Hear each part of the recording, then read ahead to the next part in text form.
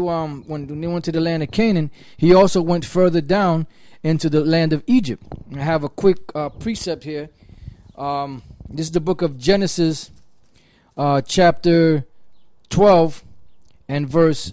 I start at verse 6.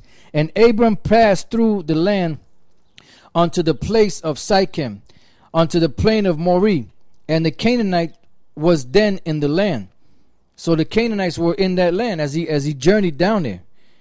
It says, and the Lord appeared unto Abram and said, unto thy seed will I give this land, and there builded he an altar unto the Lord who appeared unto him. It says, and he removed from thence unto a mountain on the east of Bethel, and pitched his tent, having Bethel on the west and Hai on the east. And there he builded an altar unto the Lord, and called upon the name of the Lord, Yahweh. It says, and Abram journeyed going on still toward the south. Because Elder Menachzak earlier mentioned how Abraham went down into Egypt, and basically he's the one that taught the Egyptians certain arithmetics and certain astrology and astronomy that they were not acquainted with. And this is the account in the book of Josephus, chapter 8, section 2. It says, for whereas the Egyptians were formerly addicted to different customs, and despised one another's sacred and accustomed rites, and were very angry with one another on that account, Abram conferred with each of them, and confuting the reasonings they made use of, every one for their own practices, demonstrated that such reasonings were vain and void of truth. Whereupon he was admired by them in those conferences as a very wise man, and one of great sagacity, when he discoursed on any subject he undertook, and this not only in understanding it, but in persuading other men also to assert to him. And basically that's our job. I mean, really, like the scriptures say, convince the gainsayer, which really a gainsayer would be one of the elect. They might come against you, but then you convince them. Scriptures say convince the gainsayer, right? It says he communicated to them arithmetic and delivered to them the science of astronomy, for before Abram came into Egypt, they were unacquainted with those parts of learning. For that science came from the Chaldeans into Egypt, and from thence to the Greeks also. So you see some of the stuff you read about, about astronomy and, these different astrologers and astronomers, Galileo, and when you go back in the history of some of those Greek philosophers, they all got that from Abraham. That science of astronomy that you speak about now, arithmetic, that came from Abraham. And not only was he a learned man, he was able to hold meetings with these Egyptians, these Mizraimites, and convince them of what he was speaking of.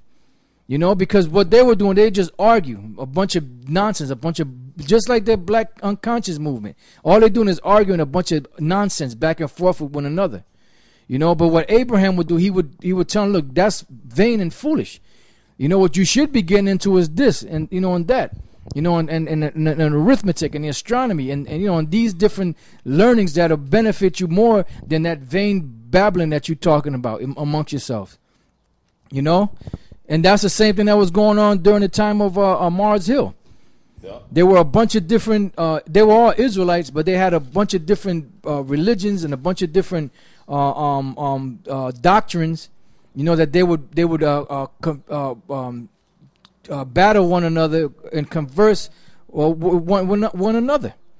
And that's the same thing that's going on in the black unconscious community. It's the same thing. That's why we always call you guys Mars Hill. Or Areopagus. Areopagus. And everything, that bullshit, that black conscience shit, it's bullshit. It recycles itself every couple of years or every decade or every couple of, because the other day, I was on YouTube and shit, and I came across, the music video. I was watching some old music videos, from the early 90s and shit. And then they had the one group, X-Clan. Now, that was back in 90, the early 90s, man. But that was that time of that black conscious shit. Because you had, X-Clan, and them guys were supposed to be so deep. and shit like that in their rhymes, and they would bring out all this information about all this black conscious shit. Then you had the other guys, Queen Latifah and all that. So that was like your native tongues, but they were so-called black into that black conscious bullshit. That was in the early 90s. But then, as the 90s went on, that shit died off, man. That shit just kind of doing. Then the gangster rap came in, so then niggas didn't care about everybody wanted to be gangsters. But overall, that shit just faded away. Jake wasn't really into the black conscious thing no more. Now here we are. You had Def Jeff, Lakim Shabazz. Yeah, all them so-called rappers.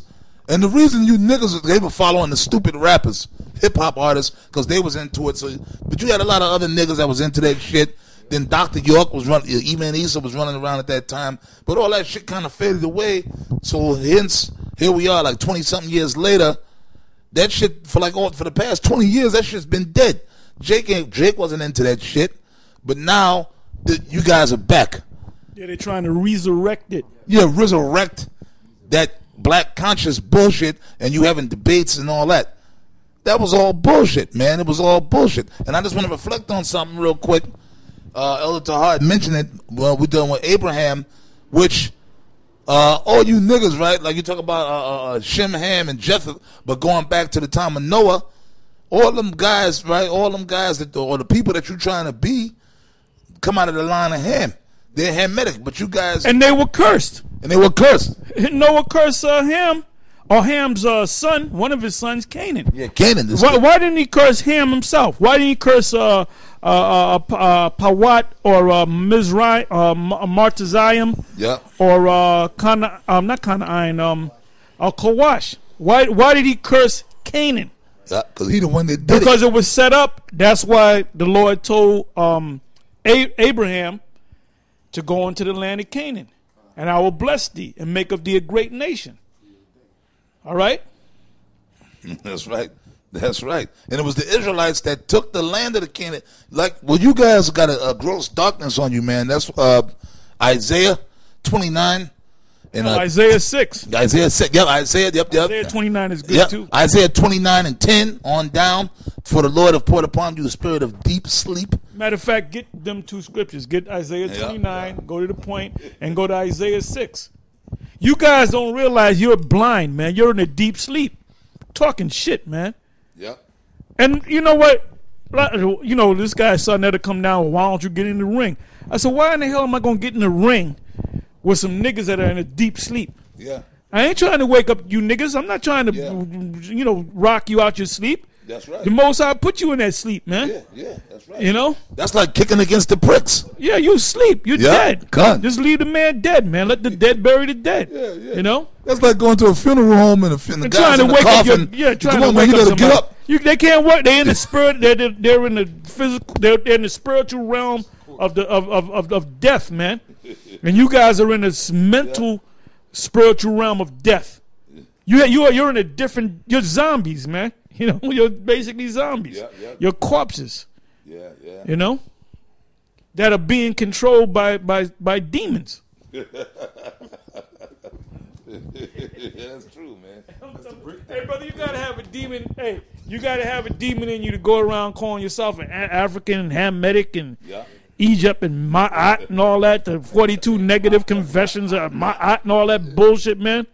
And all those demons that the elite worship are ancient Babylonian, Canaanite demons.